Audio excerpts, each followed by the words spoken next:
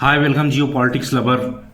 आज के हम वीडियो में जानेंगे WTO विश्व व्यापार संगठन वर्ल्ड ट्रेड ऑर्गेनाइजेशन के बारे में। पश्चिमी देशों खासकर अमेरिका के नेतृत्व में 1995 में एक संगठन को इन्होंने स्थापित किया जिसको बोलते हैं वर्ल्ड ट्रेड ऑर्गेनाइजेशन। अमेरिका इसकी स्थापना में अग्रणी भूमिका निभाने वाला देश था। यह संगठन 166 सदस्य देशों के साथ वैश्विक व्यापार का लगभग 98% हिस्सा संभालता है। WTO का उद्देश्य व्यापार बाधाओं को कम करना, टैरिफ को नियंत्रित करना और विवाद निपटान प्रणाली के माध्यम से व्यापार नियमों को लागू करना है। अमेरिका को WTO की सदस्यता से कई आर्थिक लाभ मिले। संगठन के नियमों के कारण अमेरिकी निर्यात के खिलाफ भेदभाव कम हुआ और इसके विवाद निपटान तंत्र ने अमेरिका को अन्य देशों के साथ व्यापार विवादों में जीत दिलाई।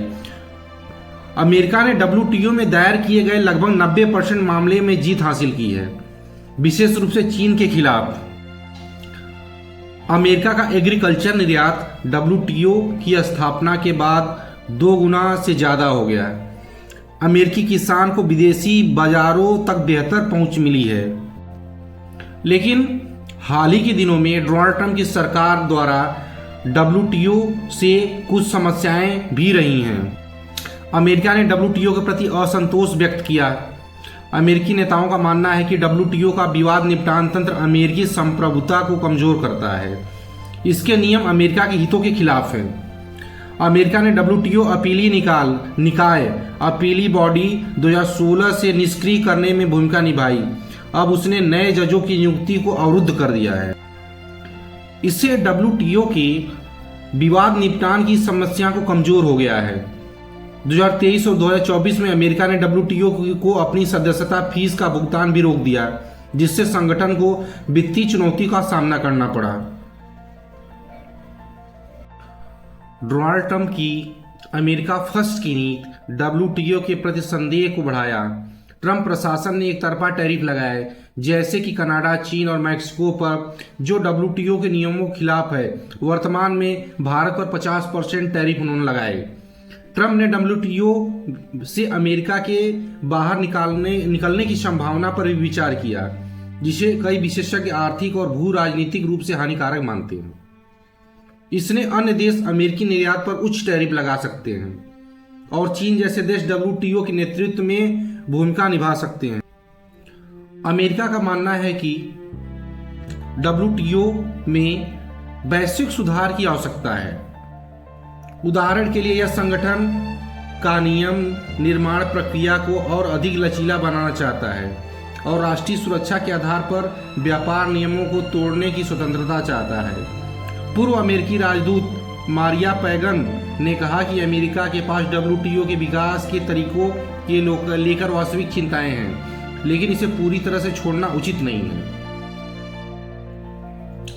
अमेरिका के वर्ल्ड ट्रेड ऑर्गेनाइजेशन को छोड़ने से अन्य देश अमेरिकी निर्यात पर टैरिफ बढ़ा सकते हैं, जिससे अमेरिका व्यवसायों, विशेष रूप से किसानों और रैंचरों को नुकसान होगा। अमेरिका की अनुपस्थिति में चीन WTO में अधिक प्रभावशाली हो सकता है, जिससे अमेरिका का वैश्विक व्यापार में नेतृत्व कमजोर हो सकता है।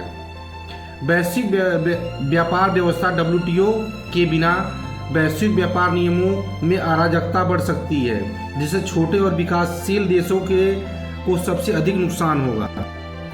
WTO और अमेरिका के बीच तनाव के बावजूद संगठन ने अमेरिकी अर्थव्यवस्था को महत्वपूर्ण लाभ पहुंचाए हैं। हालांकि ट्रंप प्रशासन की नीतियां और WTO के प्रति बढ़ते असंतोष ने संगठन की प्रासंगिकता पर सवाल उठाए हैं।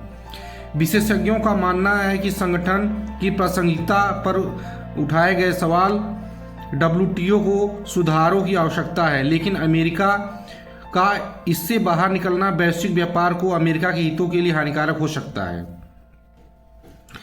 जिस संगठन को अमेरिका और पश्चिम के देशों ने 1995 में बनाया था, उस संगठन से पश्चिमी देश और खासकर अमेरिका ने बहुत सारे लाभ कमाए, क्योंकि एशिया महाद्वीप के देशों का इंफ्रास्ट्रक्चर और उनका एग्रीकल्चर डेवलप नहीं हुआ था, ना ही उनकी इंडस्ट्री डेवलप हुई थी, जिससे अमेरिका जैसे देश दुनिया को बहुत ज़्यादा एक्सपोर्ट किए और काफ़ी मात्रा में धन और पैसे कमाए।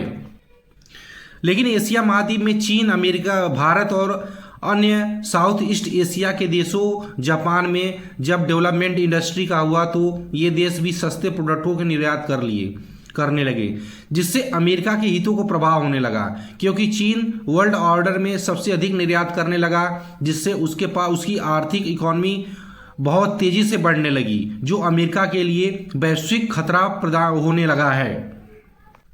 इस समस्या से निपटने के लिए अमेरिका संरक्षणवादी नीतियां लगाता है, विश्व में टैरिफ लगाते हैं। भारत और चीन जैसे बहुत सारे देशों को वो टैरिफ लगाता है, उसके अन्य बहुत सारे कारण उनके द्वारा बताया जाता है, लेकिन ये एक संरक्षणवादी नीति है ताकि एशिया के देश आर्थिक रूप से मजबूत न हो सकें। इस वीडियो में इतना ही, धन्यवाद।